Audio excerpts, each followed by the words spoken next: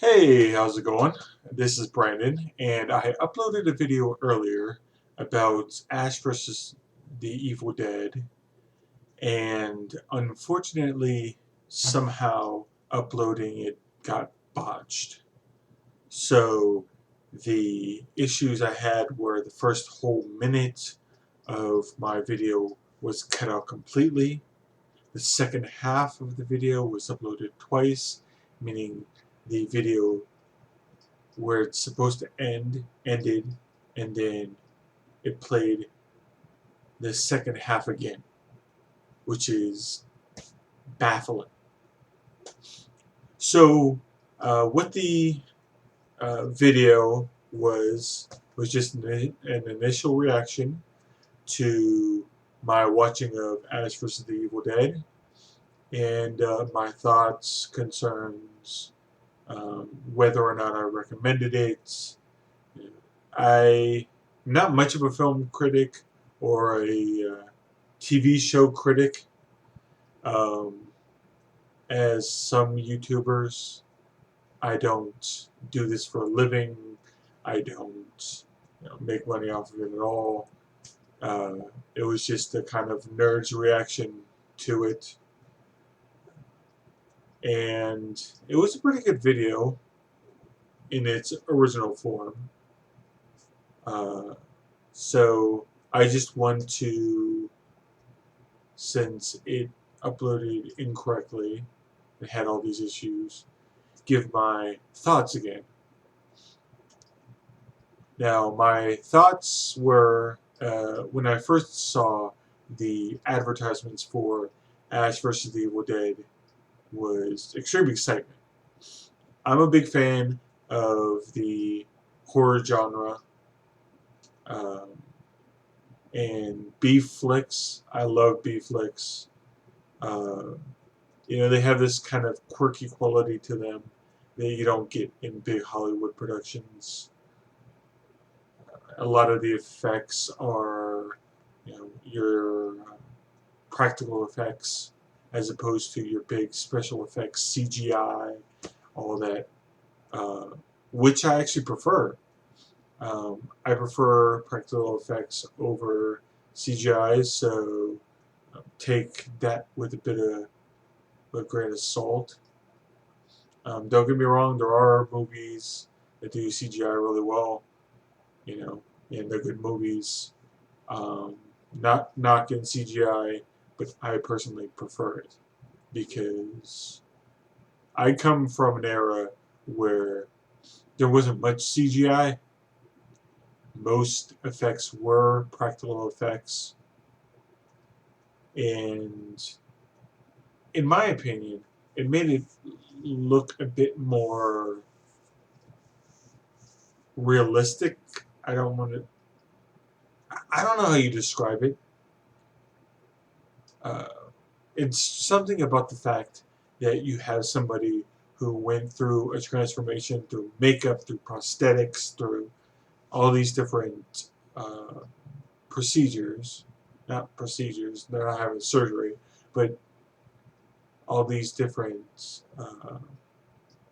things that they do to alter the way that they look so they look the part. In, for instance, a show that I really like that I watch every Sunday is The Walking Dead.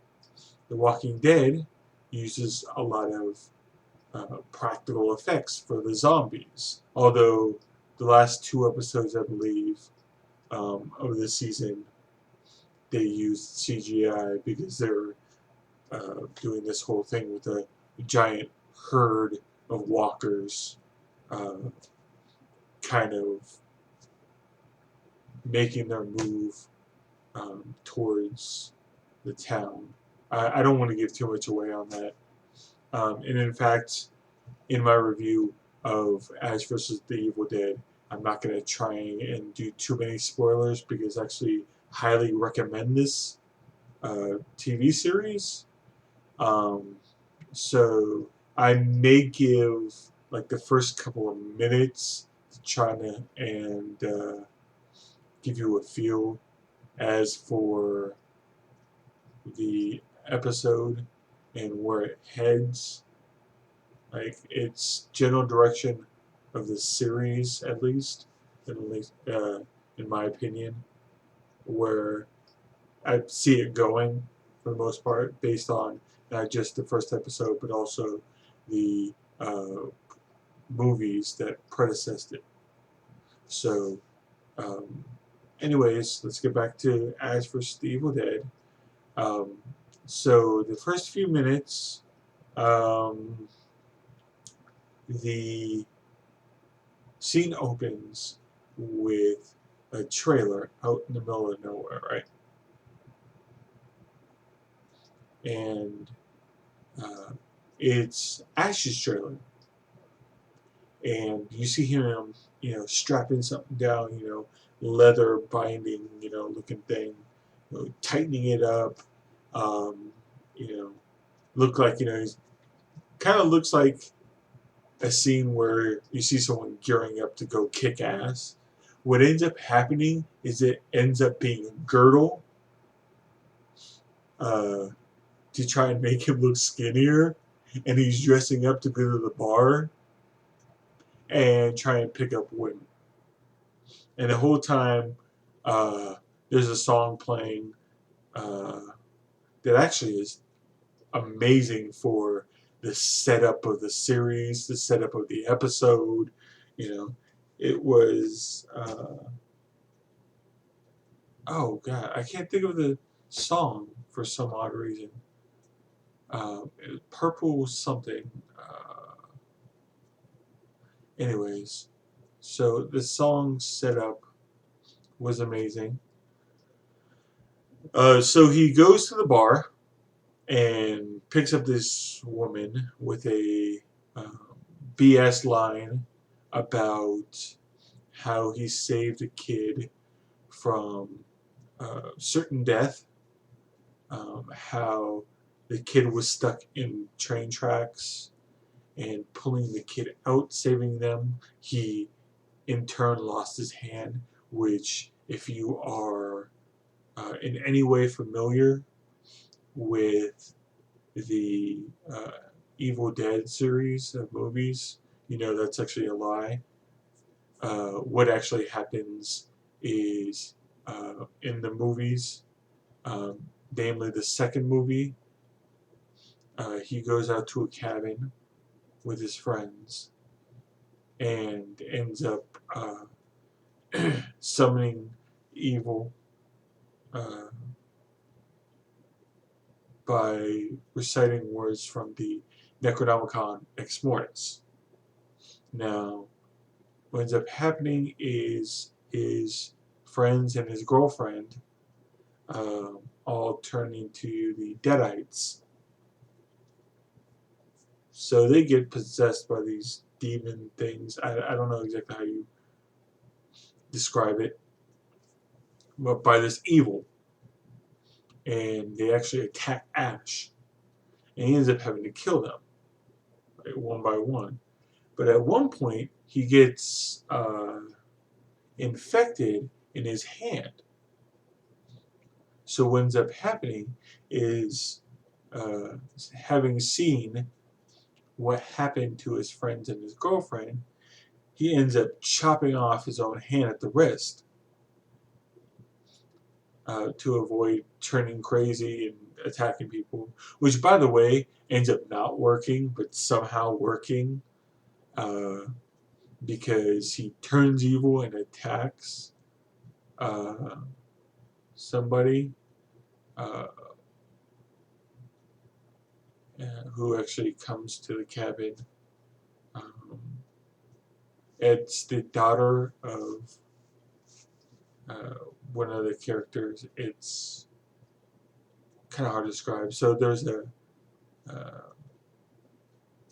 I forget the name for it, but somebody who studies like ancient cultures and religions and stuff brought this book to the cabin, was translating it and everything else, right? But they were somewhere else when they digged it up initially. So at the dig site, the daughter of that individual or that guy, old man, stayed at the dig site, and he brought it to his cabin and was working on translating it and everything else. Um, then Ash and them end up summoning the evil, and so the daughter, looking for her dad, comes to this cabin, right, where Ash and his friends and everything else were. And at this point, the friends were all crazy and everything else. Well, Ash, like I said, had chopped off his hand and everything else, and was trying not to, have the evil kind of infect him. Um, and that's when the daughter came to the cabin, and then the Ash, kind of going crazy for a little bit, attacked that woman. Ends up gaining his sense back, and returning to normal. Um, so uh, back to Ash vs. the Evil Dead. So he picks up this woman at the bar and gives her that line about saving the kid from the train, while being stuck on the tracks, blah, blah, blah. Well, they end up going into the bathroom and doing the hippity-bippity, you know what I mean. With her kind of bent over the uh, sink, if you will, the bathroom sink. Um, and, there being a mirror, up on the wall, you know, right above the sink. Well, he's, how do I do it? How do I say this? He is with her, um, and is going on about they're going on about their business, and he looks into the mirror and briefly and sees her face turn into one of the Deadites, which scares the crap out of him. So he steps back, and she turns around and completely normal face and everything else, asking him what's going on. Not exactly in those words. uh, and he says that something happened to him that hadn't happened in 30 years, which is kind of a double entendre, having to do with the Evil Dead series, but also kind of poking at the fact that maybe he has erectile dysfunction. This series is really not for kids at all. Uh, so I would definitely not let you kids see it. But if you're a Dead fan, definitely see this. So yeah, the story progresses from there. Like I said, I don't want to give too much away. I highly recommend you watch it. But overall, I think it was pretty solid. There are some things that I'm concerned about, but I think will get resolved in later later episodes. Mainly has to do with the writing, believe it or not. The movie series is great as far as writing. It has enough campiness and quirk to where it's not overwhelming, but it does add that little, a little bit of humor, a little bit of, like I said, quirkiness to it.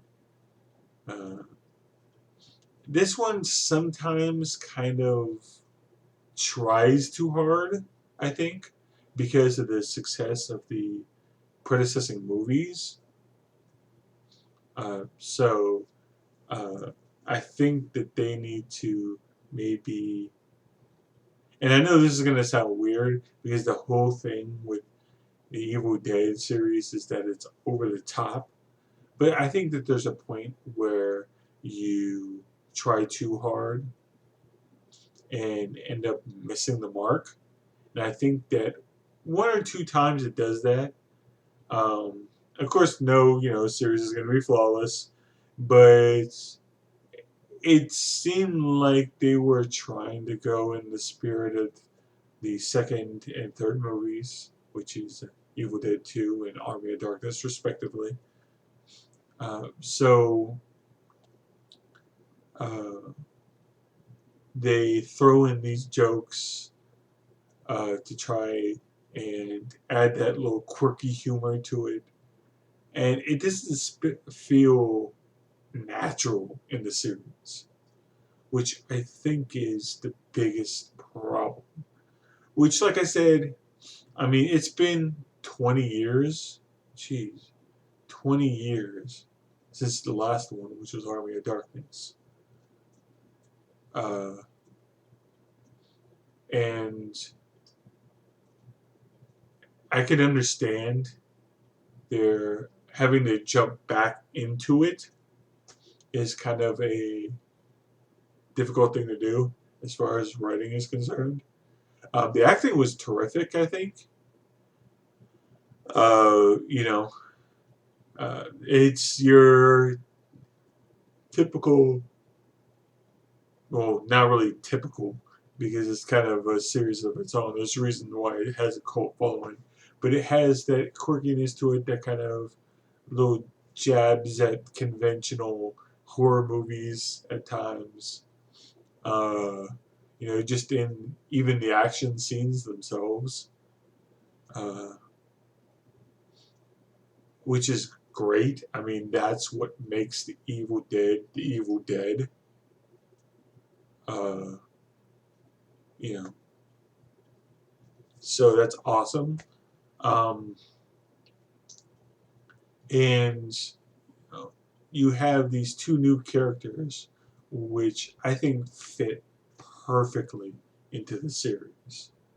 You know, they're young kids, as Ash once was when he went into the cabin in Evil Dead 2. Although it's kind of strange. I don't understand the timeline from 1 to 2, because 1 and 2 have the same person in them, but I guess they're not within the same timeline. I someone would have to explain that to me. But 2 and 3 are definitely the same character as well as the same actor, so you actually see a progression there, of the character, the story arc. So this is awesome. The new characters really fit within that. Um, like I said, they're young. They kind of fit into the archetype of sort of what Ash was when he was that age, but bringing a much more modern twist to it. Uh, I oh, uh, I feel like uh, the action scenes were excellent. Uh, it has like I said, the B movie kind of horror aspects to it, which I love. The fact that they're not afraid of a little blood, going a little bit over the top with it, which I love, in these type of horror flicks, and in this case, a series. Uh, and then of course, like I previously mentioned as well, the prosthetics and the much more practical approach to the series as far as makeup and actually creating the characters as looks, not CGI and all that, which is awesome. So overall, I would rate this probably an 8 out of 10. Um, it's very solid. Like I said, no series is perfect. And it does have a little bit of room to grow, but I think that it'll definitely make that progression forward as the series progresses as well. So I hope you liked my review. I know it ran a little bit long. It's like, holy shit, 20 minutes? I guess I went a little more deep into it than I thought I did. This is Brandon, and peace.